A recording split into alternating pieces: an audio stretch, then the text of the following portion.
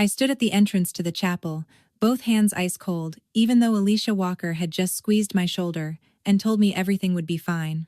I nodded on reflex, but my eyes stayed fixed on the main doors, where Camila Garcia and Ethan Griffin should have appeared 15 minutes ago. Every time I heard footsteps outside or the sound of the door opening, my heart leapt, only to drop straight down when the person walking in was another guest, a staff member, some distant relative of Blake Cooper's, but not my parents. I had told myself since morning that I would not let my wedding day turn into another worn-out test of where I ranked in my parents' hearts after Grace Jenkins. But the closer we got to the ceremony, the more foolish that thought became. There are days when you can pretend something doesn't hurt. And then there are days when all it takes is one look at two empty chairs in the front row for a lifetime of being overlooked to reveal itself in full, so clearly that no excuse can cover it. Blake stood beside me, steadying my breathing with his own calm. He didn't say much. He just leaned down and asked quietly, "Do you want me to call again?" I hadn't answered yet when Oliver Turner looked up from his phone, hesitation written all over his face. I only had to see him to know no one was picking up. Alicia turned to me, trying to keep her voice as gentle as possible, but I could still hear the strain under every word. "Stella, maybe they're just stuck in traffic. Let me try Camila again." I pressed my lips together. I wanted to believe there was a decent reason. I wanted to believe their car had broken down on the way here, or Ethan Griffin wasn't feeling well, or something had happened that truly couldn't be helped. I wanted to believe it so badly I was practically begging in my own head, "Please don't let today become one more piece of proof for the truth I've spent years covering up." It was almost time. The coordinator came over and asked if we wanted to delay a few more minutes. I heard myself say, "Wait 5 more." My voice sounded strangely normal, as if the woman about to walk down the aisle wasn't a bride being forgotten by her own parents. But the moment the words left my mouth, my phone started vibrating. Camila Garcia's name lit up on the screen. I practically snatched it up. "Mom?" There was no rush on the other end, no breathlessness, no apology, the one thing I had been waiting for. My mother's voice was even, calm in a way that felt chilling. "Stella, I'm calling to tell you in advance, Ethan and I won't make it today." For a second, I thought I had heard wrong. "What are you talking about?" "I'm at Grace's, Alicia's child's birthday." "No, Grace's child, you know, turning 9. This party's been planned for a month, the guests are all here, it can't be moved." I stared straight at the 2 empty chairs in front of me. All the sound around me seemed to pull farther and farther away. I could hear my blood pounding in my ears more clearly than the voices filling the chapel. "Are you seriously saying this?" Camila let out the faintest sigh, as if I were the one making things difficult. "Stella, you're an adult now. You need to be understanding. Your wedding can still happen. A child's birthday is only one day." A laugh escaped me, so short and strange that even I barely recognized it. "It already became a big deal the second you chose not to come. Don't make this bigger than it is." That hurt more than her absence, because in my mother's voice, this was not betrayal. This was just a reasonable arrangement, a perfectly natural choice, one where once again I was expected to step aside for Grace's child, for anything Grace wanted to keep for herself. I don't remember how I ended the call. I only remember my hand shaking so badly around the phone that Blake had to steady my wrist.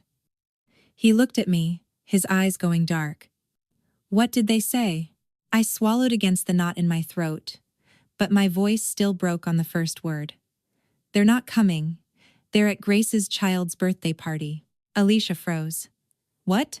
I said it again, clearer this time, more brutal because I had to hear myself say it out loud. "My parents skipped my wedding to go to their grandson's 9th birthday." No one said anything right away. That silence humiliated me more than anything else, because it confirmed this was so awful that even the people around me couldn't come up with a defense for it. Blake turned his face away for a second, his jaw tight. I knew he was trying to stay calm for me. Alicia was the one who finally blurted out what everyone was thinking. "This isn't carelessness anymore, Stella. This is a choice." Oliver dropped his gaze back to his phone, fingers moving quickly. "Did Grace post anything? Let me check." His words were practical, but I heard something else beneath them. This wasn't some simple scheduling conflict, and maybe someone had planned it that way from the beginning. I noticed a few guests nearby glance in my direction, then quickly look away. Shame rose through me like hot water, flooding my chest. My wedding day, the thing that should have been the first memory of a new home, had turned into a public display of just how little my own family had valued me. The coordinator came over again and said softly that it was time. I looked at the chapel doors, then at Blake. There was no pity in his eyes, only certainty. That alone pulled me back from the edge of collapse. I took a deep breath, set my phone down, and said quietly, "I'm still walking in. I'm not letting Grace steal this day, too." Blake nodded and held out his hand. "I'm here." I placed my hand in his and felt that warmth like my last solid anchor before crossing into another threshold of my life. When the music began, I walked forward one slow step at a time, head high, a smile held in place, with nearly all the strength I had. I didn't let anyone see that something inside me had just snapped, but I knew it had. While we were saying our vows, there was a moment when my eyes skimmed over the front row. Those two empty seats were there, like two cuts. On one side stood the man promising to choose me every day. On the other was the truth that the people who should have loved me from the beginning had never once managed to do the simplest thing when I needed them most. I didn't cry. That was what surprised me most. Maybe because I was no longer standing in the pain of a daughter who had been abandoned. I was standing in the clarity of someone finally looking straight at the truth. Today, I didn't lose my parents. I just lost the illusion that I had ever truly had them in the way I had always hoped. The ceremony ended in applause, in congratulatory hugs, in worried looks people tried to hide so they could preserve what little dignity I had left. I thanked each person, smiled at every well-wish, as if my heart hadn't just been ripped open right before I said my vows. Then, just as I stepped into a quiet corner to breathe, my phone lit up again. A message from Grace Jenkins. "I hope you're not mad. Kids only get one childhood. Besides, you've always known how to take care of yourself." I didn't really notice my hands shaking until my phone buzzed again, just after the last guest from Blake's side stepped up to congratulate us. Grace Jenkins's name lit up on the screen. I stared at it for a few seconds, as if not opening it could still let me call all of this a misunderstanding. But the moment I tapped the message, each word appeared cold, neat, and so deliberate that my throat tightened. Grace wrote that her daughter's 9th birthday had been planned, that children couldn't be expected to understand adults' changing schedules, and that I, as the grown-up, should have known how to give one day to my niece. She added that a good marriage wouldn't fall apart just because two people were missing, but a child disappointed on her birthday would remember it for a very long time. The last line was the deepest cut of all. "You should learn how to behave properly instead of turning everything into a tragedy centered on yourself." When I finished reading, it felt like I'd swallowed glass. Not because Grace was cruel. I had known that for years. What made a chill run down my spine was the satisfaction in every sentence. She wasn't apologizing. She was enjoying this. As if pulling my parents away from my wedding was just one more piece of proof that in this family, Grace was still the center of everything, and I was still expected to shrink myself down to fit whatever scraps were left. Blake stood beside me without asking questions right away. He just reached over, caught the wine glass that was about to slip from my hand, and said softly, "If you don't want to read anymore, don't." I shook my head and handed him the phone. After he read it, his jaw tightened. He didn't curse Grace. He didn't make a scene in the middle of our wedding reception. Somehow, that calm made me want to cry even more, because I knew he was trying to keep this day from shattering in front of everyone. The reception carried on. There was still laughter, still music, still guests raising their glasses. I smiled too. I nodded my thanks. I hugged each person who came over to congratulate us, as any normal bride would. But all I could see were the two empty chairs in the front row, where Camila Garcia and Ethan Griffin should have been. Every congratulation hit that space and dropped dead there. One of my aunts even texted me right then. "Let it go, sweetheart. As the older sister, you should be more generous with your sister and niece." I stared at those words and almost laughed. Generous. My whole life, that was always the word they chose whenever they wanted me to stay quiet. Alicia Walker pulled me off to a quieter corner where no one could see how pale I had gone. She was direct, her voice low but steady enough that I couldn't dodge it. Stella, your family has turned your sacrifice into something they take for granted. The more you swallow, the more they think it's your obligation. Matthew Scott stood beside her. He was calmer, more measured, but every word landed like a nail being driven into a truth I had spent years avoiding. What happened today isn't an accident, it's a pattern. Grace always gets prioritized, and you're always the one expected to adjust so everyone else can stay comfortable. I sat down and listened in silence, while other people finally called my life by its real name. Then the memories started rising, brief but sharp as knife cuts. My 16th birthday had been pushed back a week because Grace broke up with her boyfriend and demanded the whole family stay by her side. My graduation got overshadowed because Grace caused a scene in the middle of the school grounds, just because Mom got to her late. The day I got engaged to Blake, Grace cried through the entire dinner because her daughter had a mild fever, and somehow, everyone ended up comforting her, while I sat there, looking at the ring on my hand like it wasn't even something worth being happy about. Every time I was hurt, they always said the same thing. You're older, be understanding. I had been understanding for so long that they had forgotten I could hurt too. I opened my phone and blocked Grace first, then Camila, then Ethan. My fingers weren't shaking anymore. Strangely, in that moment, I didn't feel angry.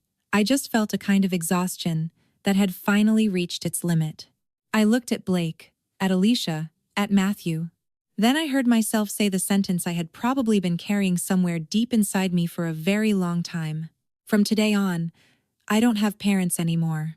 No one interrupted me. Blake just sat down across from me and looked straight at me. Are you sure this is what will let you breathe?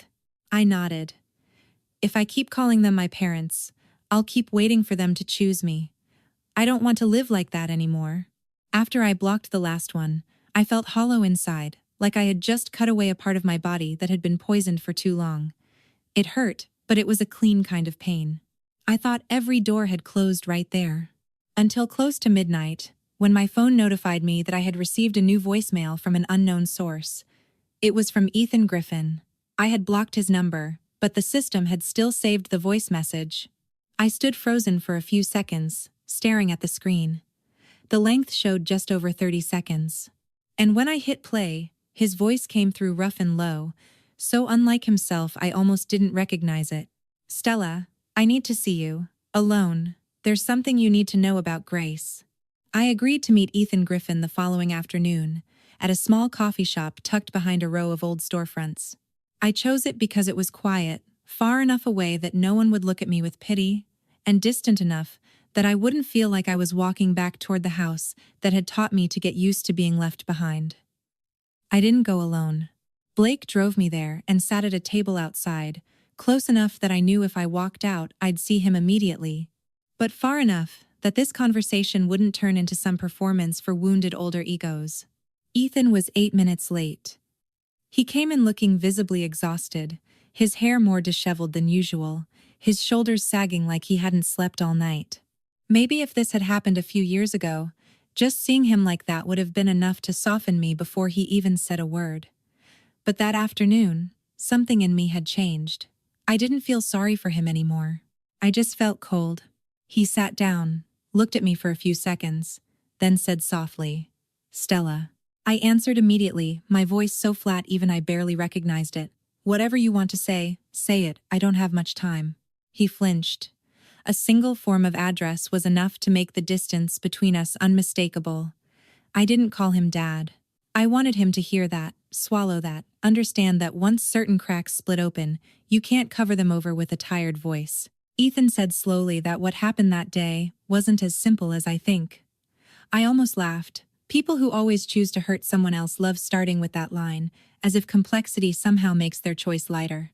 He told me that the night before my wedding, Grace Jenkins had called him in a panic. She was crying, saying her daughter had been counting down the days until her 9th birthday, that if her grandparents didn't come, she'd be devastated.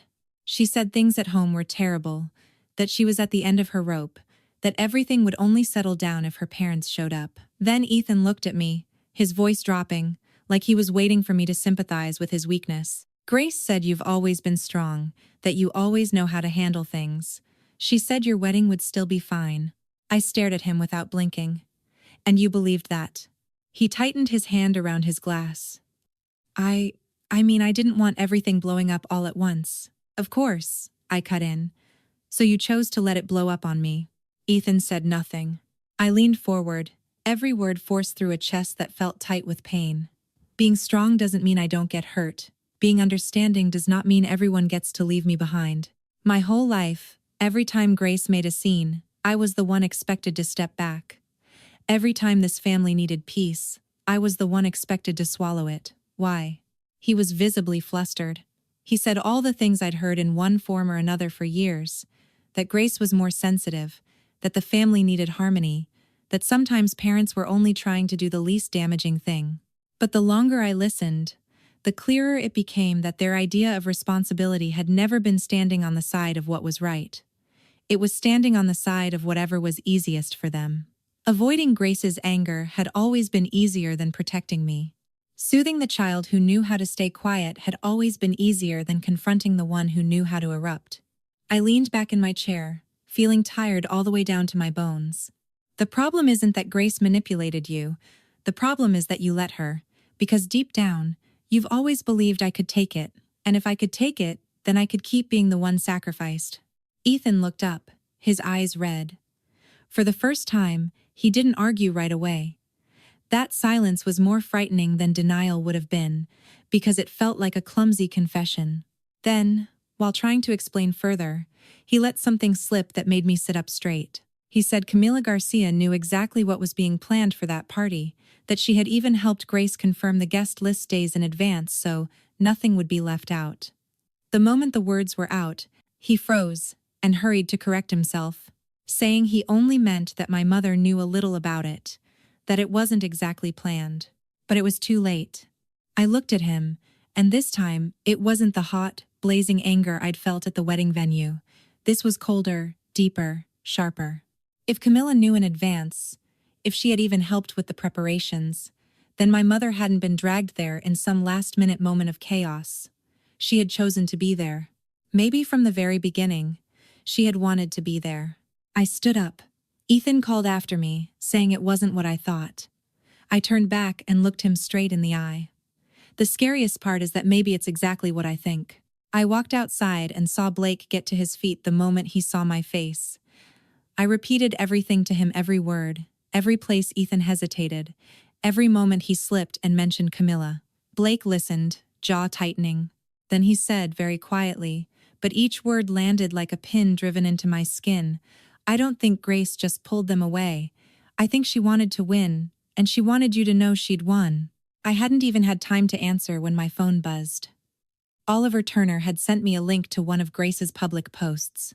Just seeing the first preview line and the timestamp made my heart sink, because it had been prepared before my wedding day. And when I clicked on it, I understood that the birthday party had never been innocent. After meeting Ethan, I thought the worst pain would be the feeling of being left behind right before I walked down the aisle. I was wrong. The worst part wasn't the moment they were absent. It was the moment I sat down with Blake, Alicia, and Oliver and watched piece after piece of evidence stack up, like an invisible hand stripping away every layer and exposing just how deliberately I had been humiliated. Alicia found it first. She opened Grace's profile, scrolled through the birthday photos, and set her phone in front of me. I saw soft blue-green and pale yellow spread across the whole room, so eerily close to the wedding palette I had chosen 3 months earlier that it made my skin crawl. The little flower clusters tied with ribbons, the thinly frosted cake, and even the lettered backdrop looked almost identical to ideas I had once excitedly shared in the family group chat. Oliver started matching check-in times, post timestamps, and guest comments. The more I looked, the tighter my chest felt. Some of the people in those birthday photos were the same ones who had texted me to say they were so sorry, but had some last-minute issue and couldn't make it to my wedding. I was still trying to hold on to the last scraps of my composure until Blake pointed to a caption under a photo of Grace standing beside the birthday cake. It was short, almost harmless on the surface, but the mockery in it was so obvious it needed no explanation. The people who truly matter know where they're supposed to be. I stared at the screen, ears ringing. That was no longer a child's birthday party. It was a stage she had built to prove that on the most important day of my life, Grace could still pull people to her side and make me stand there and watch. I let out a quiet laugh, and even I could hear how frightening it sounded. She doesn't just want to win, I said. She wants me to know I lost. Blake had been silent beside me the entire time, but that was where he finally snapped. His voice dropped, hard as stone. Stella, this is not a misunderstanding. This is calculated humiliation. Grace knew exactly what she was doing, and the people who went along with her knew too. He turned to me, not looking away for a second. I'm not going to pressure you to get revenge, but I'm also not going to sit here and watch you keep calling this peace. I turned my face away, my throat burning. Every time my family hurt me before, I was always the one who found excuses to forgive them. That day, for the first time, I didn't want to defend them anymore. Right then, my phone rang. Camila. I stared at her name on the screen for a few seconds before I answered. There wasn't a trace of hesitation in her voice. She opened by blaming me for posting vague lines that were making people talk, then said I was overreacting to a child's birthday party. That one sentence alone was enough to set fire to everything that had been burning inside me since the day before. I cut her off. You didn't miss a birthday party, Mom. You missed your daughter's wedding. There was a pause on the other end. Then Camila said coldly that I needed to be more mature, that Grace had worked hard to put that party together for her daughter, and that I shouldn't be so selfish that I turned a child's happy day into my personal tragedy. I laughed, and this time I didn't hold back. Don't use a child to cover for an adult decision. If you want to choose Grace, then say it plainly. Don't expect me to be grateful for being abandoned. Camila lowered her voice, but every word cut deeper. She said Grace had always known how to think about family, while I only knew how to demand that everything revolve around me. In that exact moment, I understood she had never been standing in the middle. She had chosen a side a long time ago. Today was just the first day she stopped pretending otherwise. I hung up before she could finish.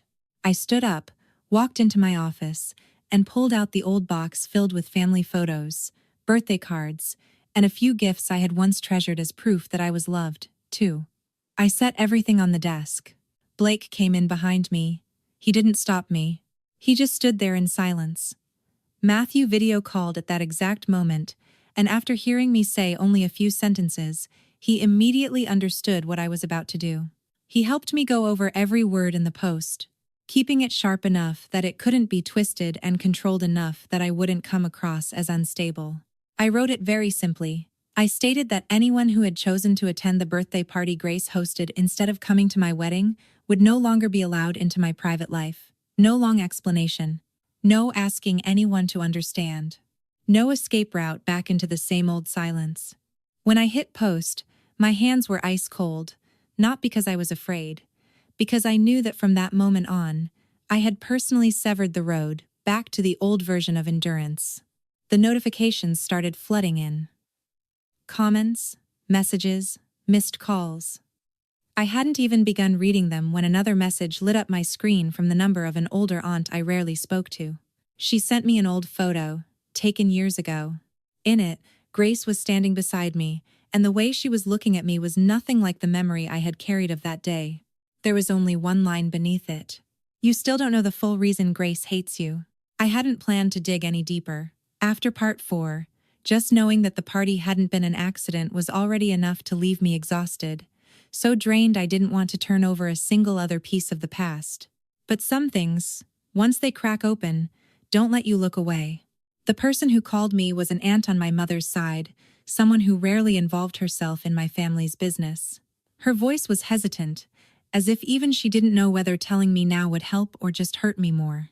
She said an old box of photographs had been pulled out of storage at Camila's house, and there were a few pictures she thought I should see at least once. I didn't want to go, so she took photos of them and sent them to my phone. In one of the old pictures, Grace was standing in the corner of the room during Christmas that year.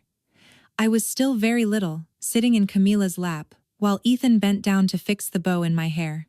All the other adults were looking at me, smiling brightly. And Grace, off to the side behind us, had gone stiff, her arms hanging at her sides, like a child who didn't know whether she was supposed to step into the frame or disappear from it completely. I stared at that photo for a long time.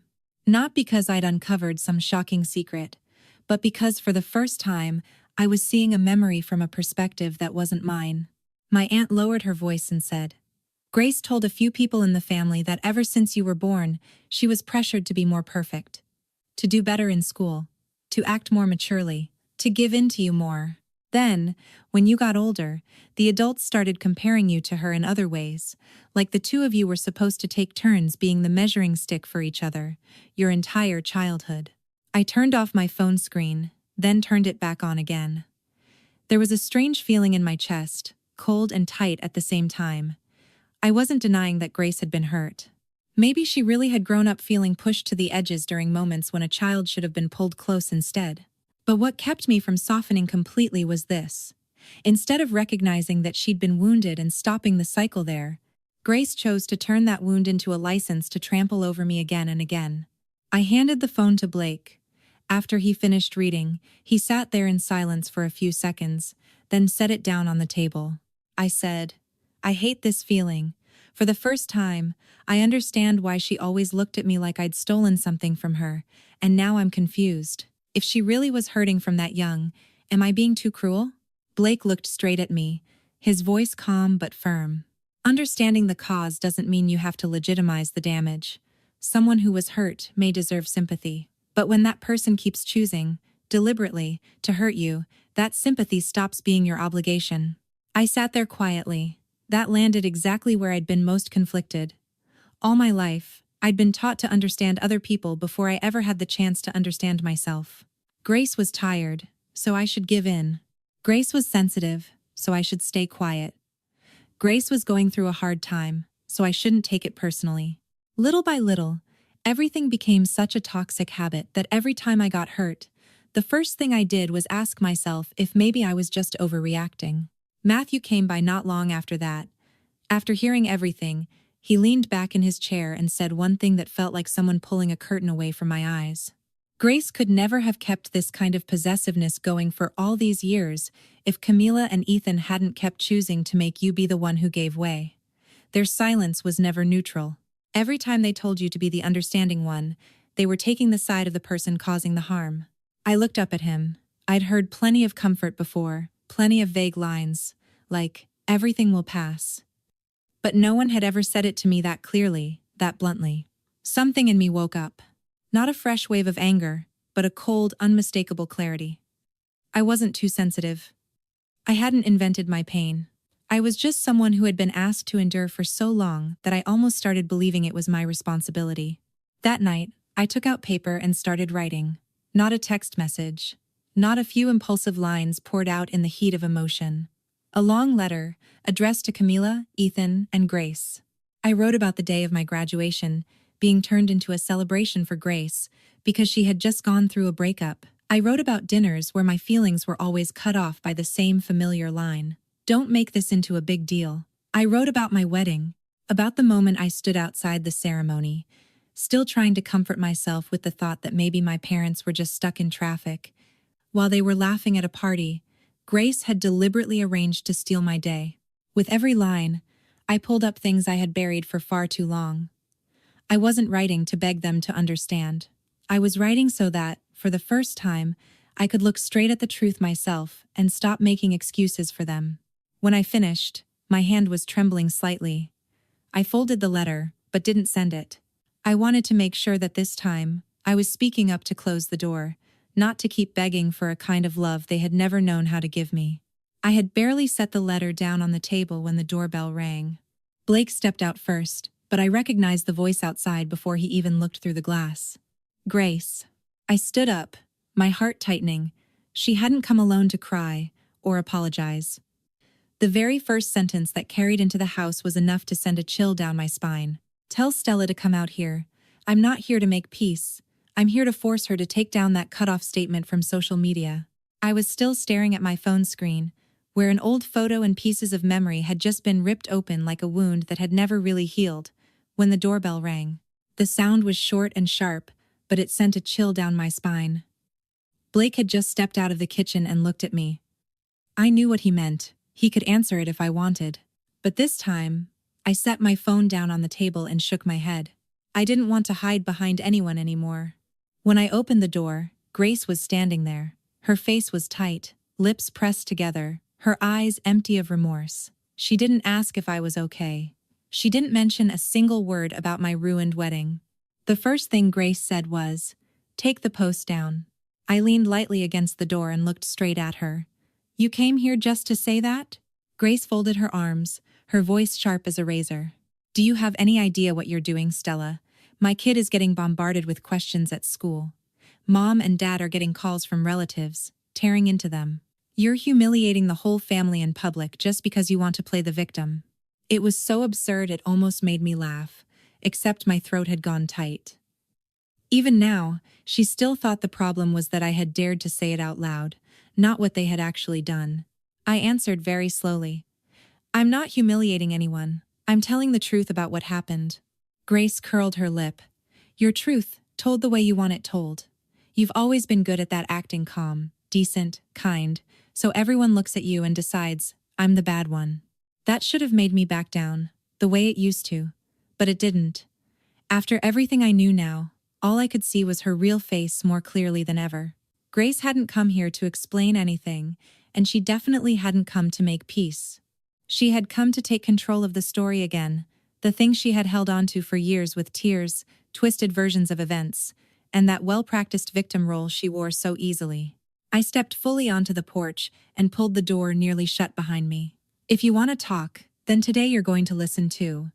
You didn't steal my parents from me in a single day. You've been doing it for years."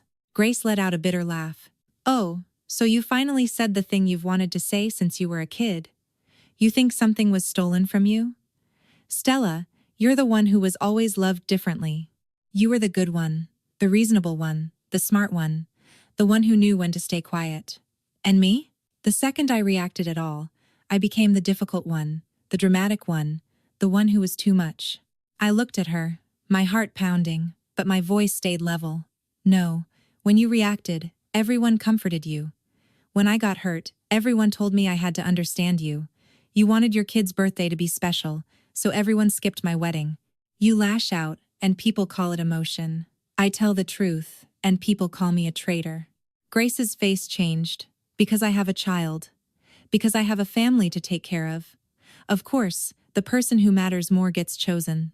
That was the moment something final inside me broke.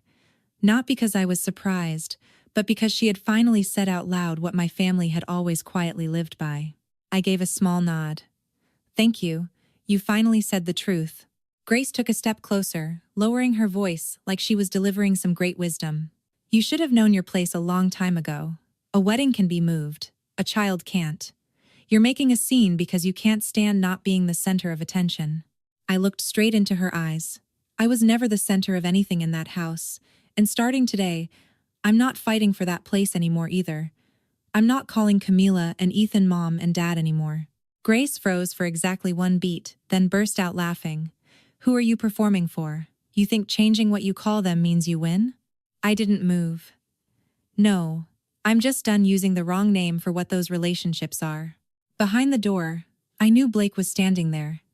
I didn't need to turn around to feel the tension in his silence, but I still wanted to be the one to say all of it myself. Grace lost the last of her control. Her voice rose, and the venom in it was no longer even hidden. "You should be grateful they showed up for any of your milestones all these years. Your wedding was a lesson, so you'd remember who this family actually revolves around. And Mom knew all about it beforehand. She agreed to go with me, so you'd stop acting as if you should always be the one getting picked first." I went completely still. That sentence wasn't just a confession. It was the knife she drove straight into the last excuse this family had left. Just as Grace was about to keep going, the door swung open. Blake stepped out, his voice low and hard. "Enough. Leave. Now." Grace turned toward him, ready to snap back. But maybe it was the look on my face that stopped her. I wasn't crying. I wasn't shaking. I was just looking at her like she was a stranger who had finally dragged every ugly part of herself into the light. Grace stepped back and threw a vicious look at me. "You're going to regret this." I answered, "No, I'm not the one who's going to regret it." She turned and stalked down the front walk. Only after her car disappeared did I realize both my hands were ice cold. Blake touched my shoulder gently. "Are you okay?" I didn't answer right away. Then I remembered the doorbell camera system Blake had installed a few months ago. I went back inside, opened the app on my phone, and rewound the footage from just now. Grace was standing at my front door in perfect clarity, along with every cruel word she had just let slip. I paused the screen on the exact moment she admitted Camila had known everything in advance. My heart was pounding, but this time it wasn't because of the pain. I looked at the saved recording and understood that if I made it public, my family would have nowhere left to hide. I thought that after the confrontation at my front door, they would at least stay quiet for a while. But the very next morning, Camila called first. Her voice was cold and sharp, as if she were the one who had been betrayed, not me. She said I had humiliated the family, that I was blowing a few small misunderstandings into a tragedy. Less than 10 minutes later, Ethan called too. He wasn't as harsh as Camila, but the way he told me we needed to sit down and settle this properly made it clear that, once again, they wanted to pull me back onto a board where they made all the rules. I agreed to meet, not because I expected an apology. I just wanted to end this with my own voice. The meeting took place at Camila and Ethan's house. Blake came with me. The second I walked in, I saw Grace already sitting there, back straight, chin slightly raised, her eyes full of wary hostility as if I were the one about to ruin her life. Camila sat beside her, one hand resting on her older daughters like a reflex born of years of protection. Ethan sat across from them, looking heavy and worn, caught somewhere between exhaustion and avoidance. Blake gave my hand a gentle squeeze before letting go, enough to remind me that this time, I was not alone. Grace spoke first. She gave a thin smile and asked whether I felt satisfied, now that I had turned private family business into something people could gossip about. Camila immediately followed, calling me selfish, saying a 9-year-old child didn't deserve to be dragged into the resentment of adults. I let them say it all without interrupting. Then I took the letter I had prepared out of my bag. I set it on the table, unfolded it, and looked straight at all 4 of them. I said I had not come here to win an argument. I had come to put the truth on record, the truth everyone had spent years trying to soften. Then I started reading. Every sentence, every line, was something I had swallowed for far too long. I spoke about my birthday being moved because Grace was upset. My graduation day was cut short because Grace's child had a mild fever. My engagement dinner turned into a rushed meal because everyone had to leave early to help her deal with childcare. Then I paused and looked at Ethan before I spoke about my wedding day. The day I stood outside the venue in my wedding dress, looking at all the faces waiting, while my own parents were at a birthday party planned to pull them away from me. Camila tried to cut in, saying I was deliberately interpreting everything in the cruelest possible way. I raised my hand to stop her, not loudly, but sharply enough that she fell silent. I said the wound was never just the wedding day. The wound was that for years, I had been taught that my pain could always be postponed because Grace needed to come first. I was not asking to be the center of the world. I had only ever hoped that once, at the most important moment of my life, my parents would choose to stay with me. Grace laughed, a harsh sound so shrill it sent a chill through me. She said I had always been good at playing the victim, that I didn't understand the pressure of being a single mother, that the family helped her because she needed it more.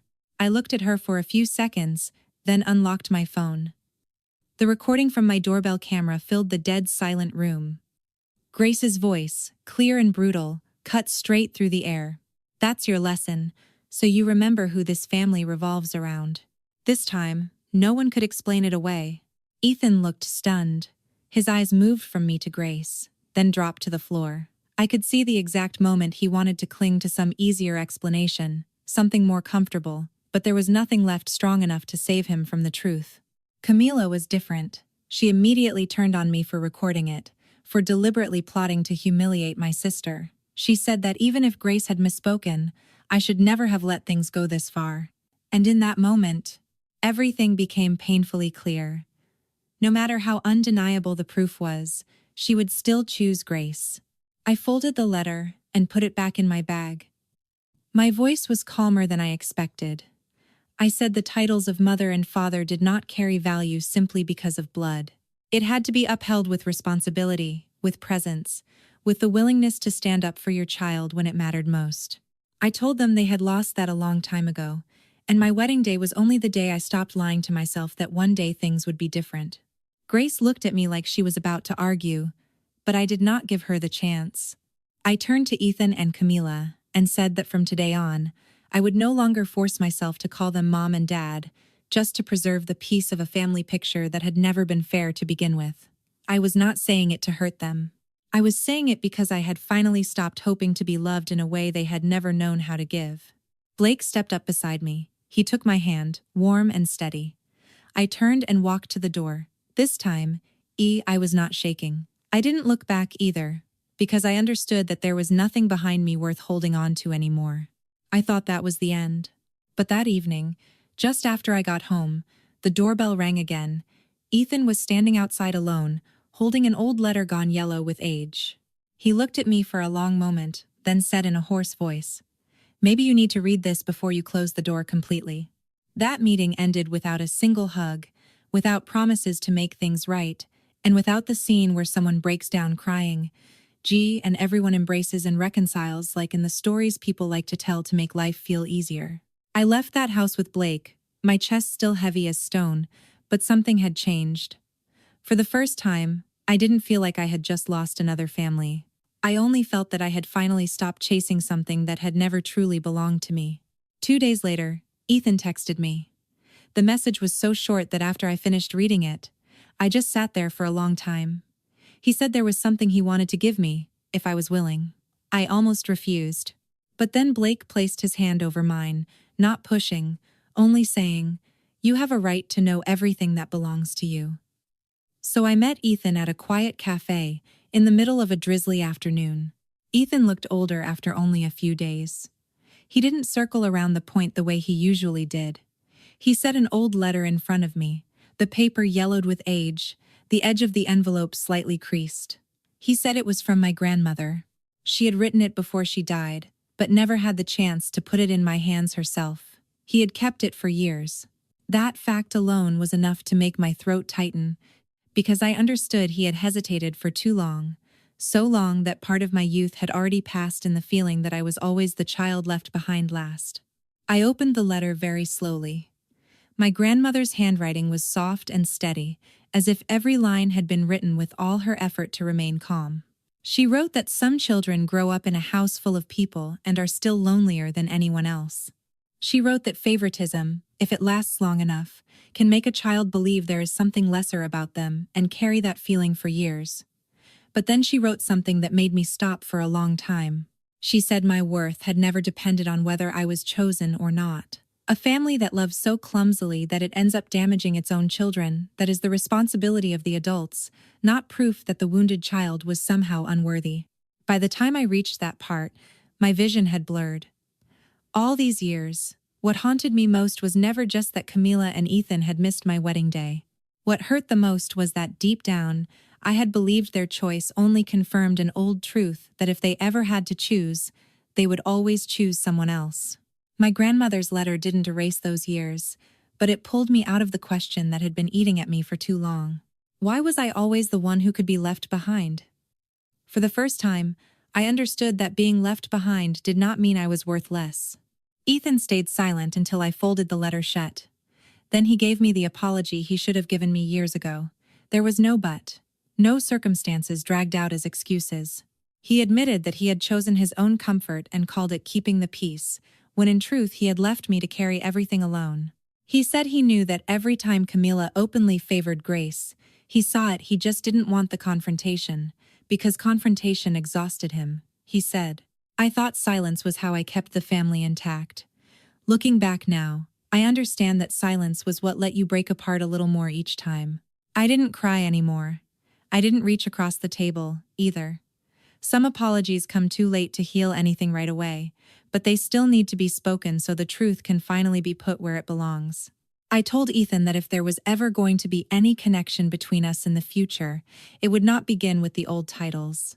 It would have to begin with truth, with respect, with enough distance to keep me from being hurt again just because someone thinks blood gives them the right to step over my boundaries. He nodded, his eyes reddening, but he didn't argue. Maybe for the first time, he understood that I was no longer the little daughter standing on the porch waiting, ready to come back for the smallest scrap of attention. On the drive home, I leaned my head against the window and watched the trails of rain stretch and disappear. I thought about my wedding day. I thought about the moment I stood there and realized the people who stayed with me that day were not the ones who had brought me into the world, but Blake, Alicia, Oliver, Matthew, and the people who saw me collapse and did not walk away.